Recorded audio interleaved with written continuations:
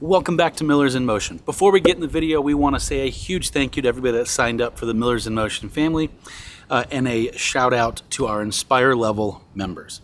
Thank you guys so much for supporting us. It means the absolute world. And if you want to learn more about the Millers in Motion family membership program, scan that QR code at the bottom of the screen.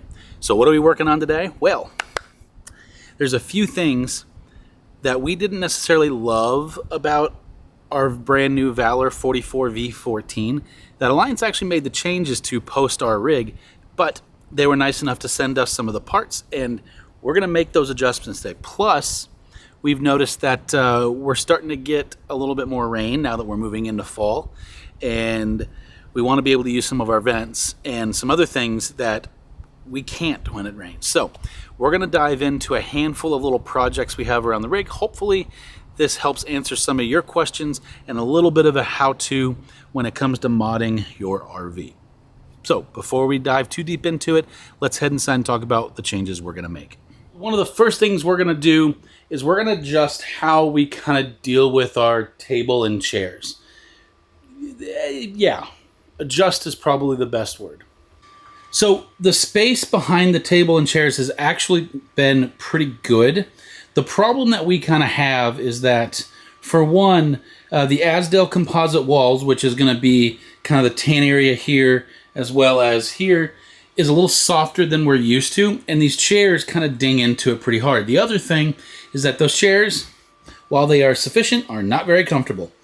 So what we're going to do is we actually found some ottomans that work out really, really nicely to just slide in there, and literally going to turn into more of a bench style seating. Plus, it's going to give us a little more storage.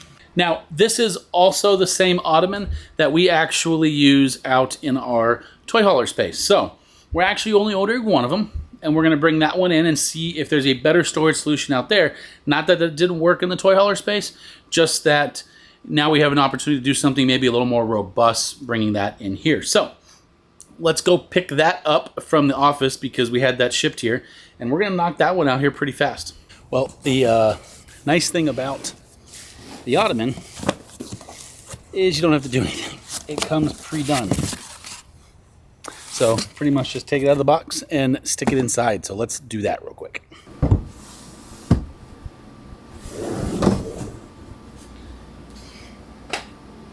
And one last little touch. These pillows were from our house. Because we had so many couches in the old RV, we have pillows. So these were just hiding under the bed.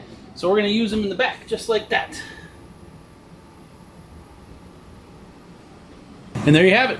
So the cool thing about it now is there's a bunch more leg room, and you know, with the pillows back there, just gives a little bit of color, a little texture. Plus there's storage beneath both of those now. So one of them has like the stuff that we couldn't fit in our bathroom. The other one, I'm not sure. So, but right now it's empty storage. Not 100% sure what we're going to do out in the toy hauler space yet, but we'll update you as we go. All right, second project.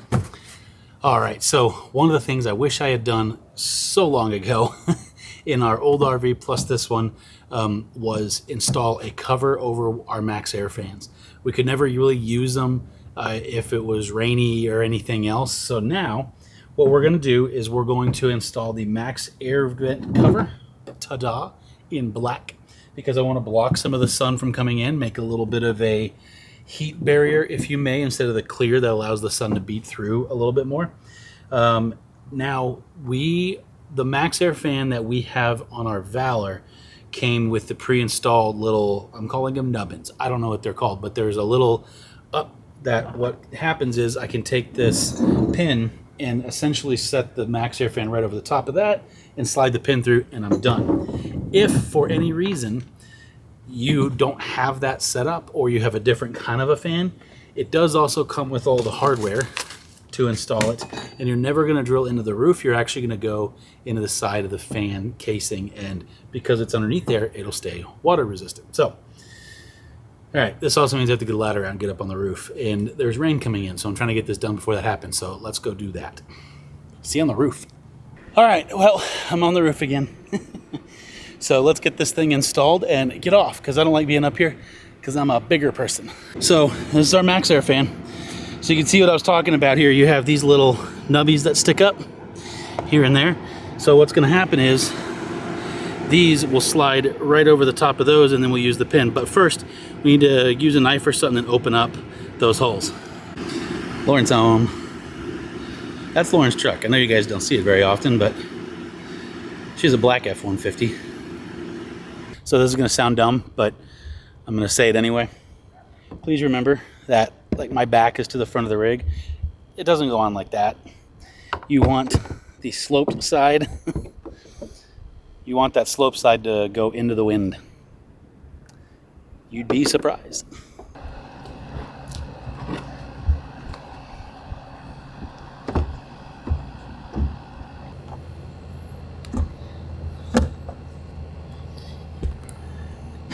And there you have it, installed and done. And that thing is on pretty tight too.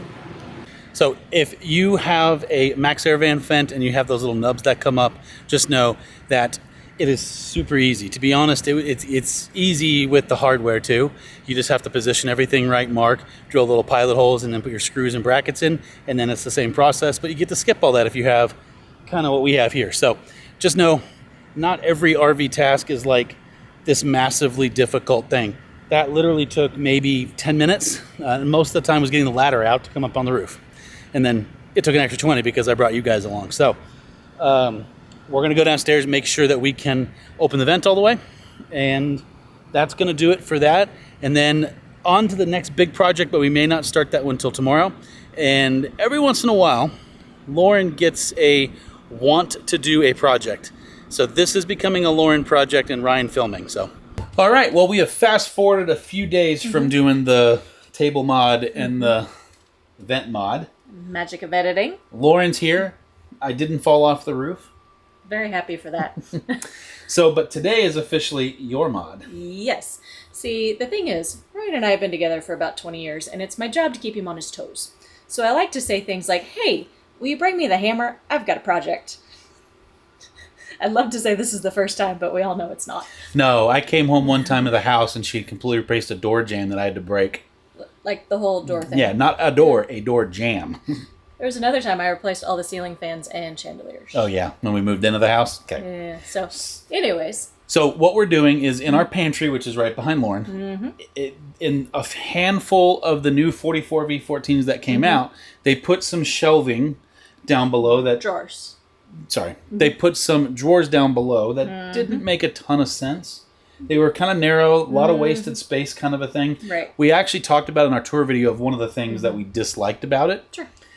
We told Alliance that when we were picking up the rig and everything. They actually made that switch in the production models going forward. Yeah. Fortunately, there was our rig plus about 10 to 12 or something like that.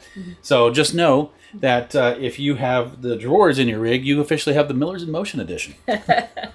But we won't in a second. That's right. We are changing that today. Yes. So I'm going to throw it over to you because she wants to use the hammer. Tear things out of the wall. I'll be gentle. Okay. But I'll let you explain kind of what we have and what we want to do and go to. Sounds good.